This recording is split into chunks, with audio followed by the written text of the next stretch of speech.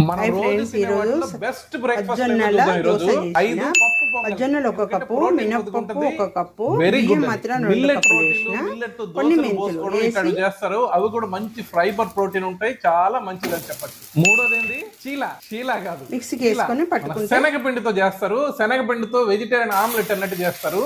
Vegetables వేసుకొని తక్కువ oil వేసుకొని చేస్తే చాలా మంచిది, ప్రోటీన్ ఫైబర్ ఉంటాయి.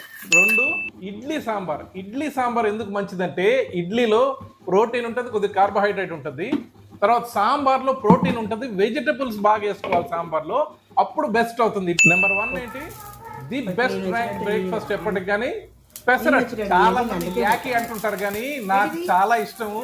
అద్భుతమైన బ్రేక్ఫాస్ట్ అది. బెస్ట్ ప్రోటీన్ ఫైబర్ 2 బాగుంటాయి. నెంబర్ 1 ర్యాంక్ పెసరట్టే. ఈ టిఫిన్లన్నీ మంచివి అన్నా కదా, వాటితో పాటు ఏం వేసుకొని తింటాం అనేది కూడా ముఖ్యం. సో మంచి వేసుకొని తింటే మంచిది.